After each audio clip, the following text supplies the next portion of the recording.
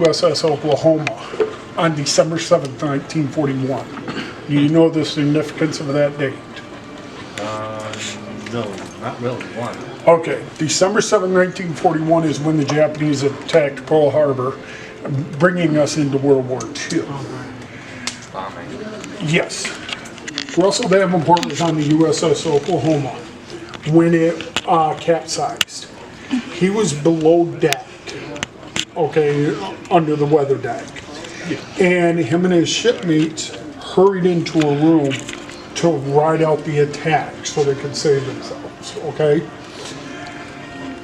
Meanwhile, they're waiting and waiting, and then finally the Navy sends a dive team to rescue them.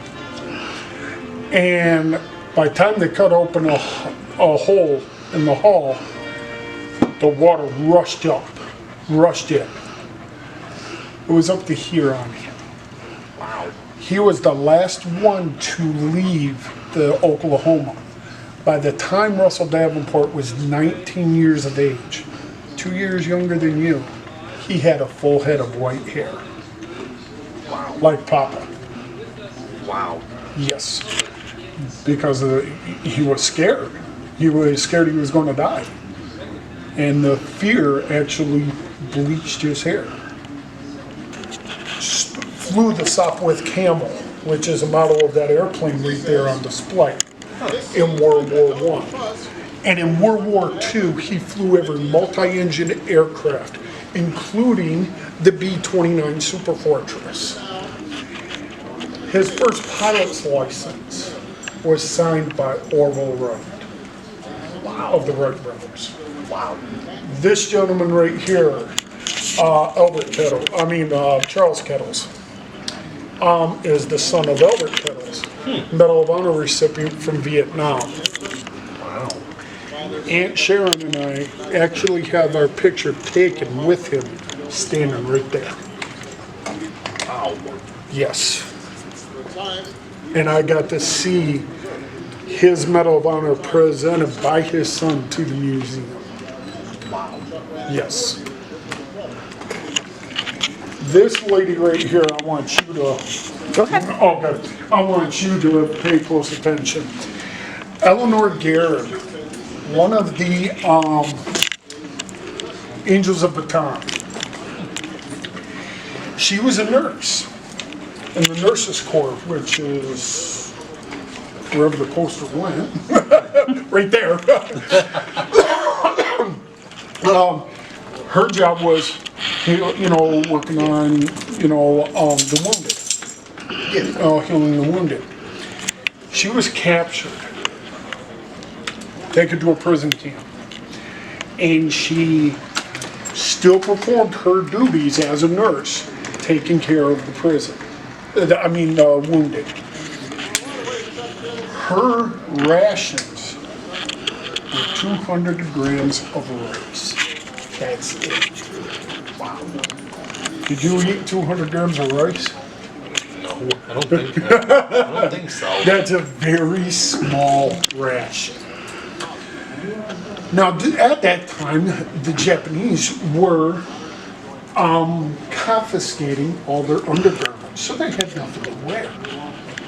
Okay, so what Eleanor Garrett did, she would take bamboo, sticks of bamboo, and a piece of glass, and file them down into needles.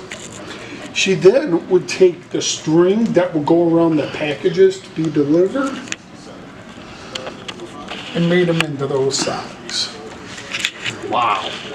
Yes. That is one of my boss's favorite artifacts here in the entire museum, is that. This gentleman right here, Don Burgett, was part of the 101st Airborne Division, jumped on Normandy on June 6th, 1944. He, when he was training for his jump, he made one jump, but he got injured and fractured his leg, so he couldn't go on the second jump. He was in the hospital recovering.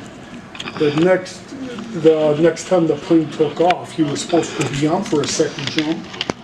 He didn't make it because he was in recovery. The plane crashed and all lives on board were lost. He was supposed to be on that plane. Talk about a lucky break. Literally. Okay, that was an unintentional pun right there. Yep. And the artifacts in here, it's all about the people that Right. served. Right. But this is a neat artifact that one of our board members actually got. I can't bring it down, but you see this right here? That is a sand from Omaha Beach. Omaha Beach is what the U.S. landed on in 1944. Exactly. They got a little bit of sand. Yep. Thank you. Yeah, my fudge. My fudge. Sorry, your fudge is right behind the counter. Okay, thank you. My pleasure. We appreciate it. Yep. He went over there and got some sand and brought it back for us. Yep. This gentleman right here, Staff Sergeant Sam T. Sarkos. He was on the B-17 All-American, which is the photo right there. It looks like a bomber. It is a bomber. It's that, well, that's a B-17 right up there. Yeah. What had happened, they were in a dogfight with some German 109s. The 109 was hit, and it spiraled out of control and hit the top turret. You can't see it up there on the model, but it's got on the top of the airplane. Okay? And then it veered down and it nearly cut the plane in half. Cut the tail right off in the airplane. Wow. It was only held on by 2 cables. And it still flew? Well, I'm getting to that. He had to crawl across an open catwalk. Just a little walk about that wide. Yikes. And the ground was right below him. There was no plane. Yeah. They landed. As soon as they landed and everybody got out, the plane fell apart. Wow. Even after a hit like that, still managed to fly. Wow. Wow. That is determination right there. Yeah, very much so. Sorry, Lisa.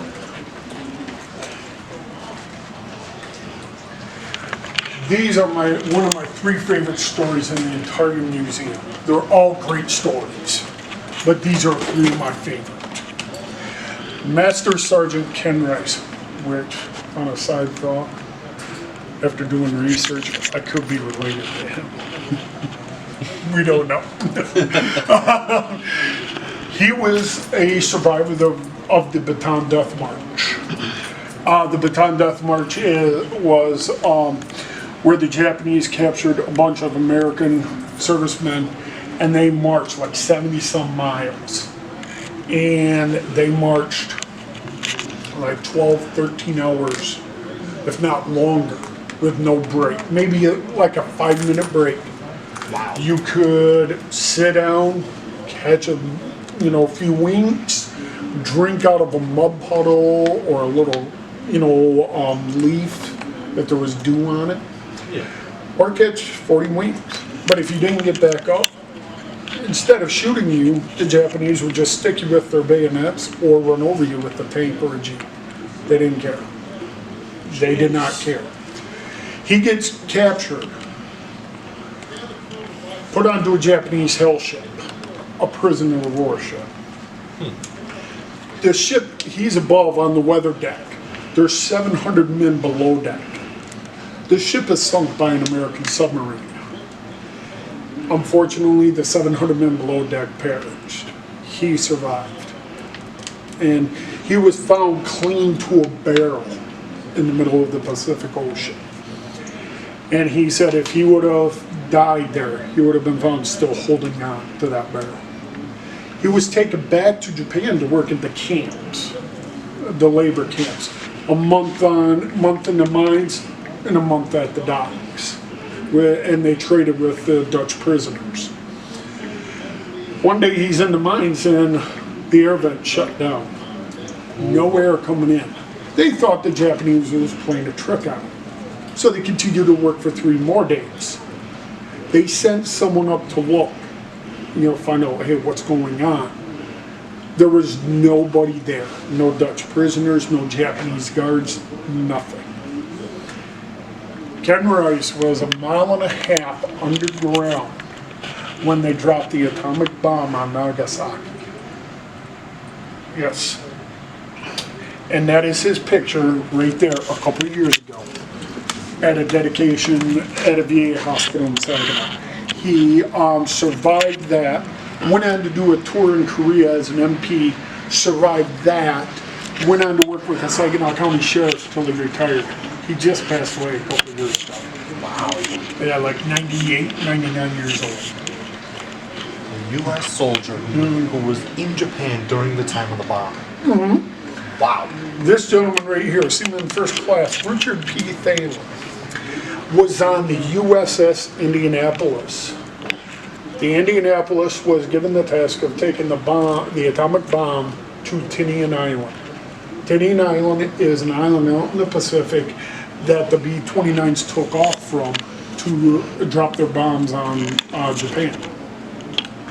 They delivered the payload. Okay, the Indianapolis did. But they didn't have no radio contact. They couldn't. No escort, nothing. Nobody knew about it. They made it over there to Tinian. They left. On the way back, they were sunk by a Japanese sub. Out of the 1,196 men on board, 400 went down with the ship. 800 safely abandoned her. Only 317 survived. Most of them died by shark attack. The sharks would come up and just eat them. The reason why Richard Thaler survived is because he was covered in diesel fuel. Okay, because fuel does not mix well with water. And it was just, yeah, exactly. And he was covered in it. So they would come up and bump him like that, the sharks. And he smelled horrible. They didn't want to mess with him, so they went off to somebody else. He's still alive to this day. Wow. Yes.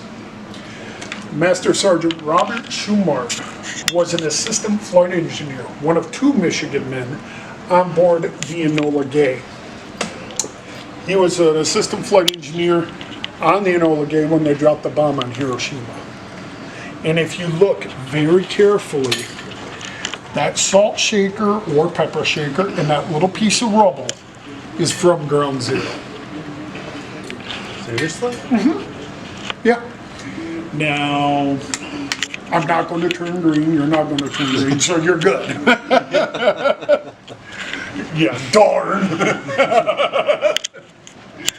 Wow. Ground Zero.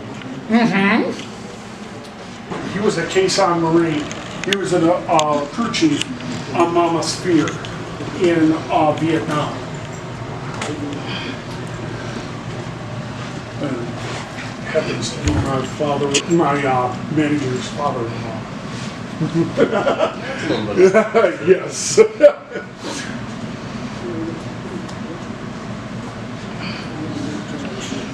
Now, one story I want to tell you, Renee, because I know, and by the way, Sharon told me you had feeling in your legs the other day. That makes me happy. Mm-hmm. But Digger Odell, and I wanted to tell this story to you. I was kind of nervous because I didn't want to upset you. No, it's all right. Go ahead. He was an F-105 fighter pilot in Vietnam. He was shot down and put into the Hanoi Hill prison camp. Well, the North Vietnamese were interrogating him, and Digger Odell gave all the information that he could have. He couldn't give no more. So the North Vietnamese guy that was interrogating him said something to the guy behind Digger in Vietnamese. And the guy behind Digger took the butt of his rifle and smashed him in the back. Broke his neck, paralyzed him Good from the grief. neck down. Wow. Threw him into prison. And he was in a room, I don't know about how big, but there was 3 to 4 inches of water in it. And the guards told the guy that they threw Digger into prison with, you are to take care of him, bathe him, water him, clean him. He's your responsibility. If he dies, it's on you, not on us. Basically, if he dies, you die. Yeah, Yikes. unbeknown to the North Vietnamese, the guy that they threw Digger Odell into prison with was a physical therapist. So, for many years, he sat on the ground with his back against the wall, holding Digger's head like this. Just holding it. After 5.5 years of captivity, Digger walked out.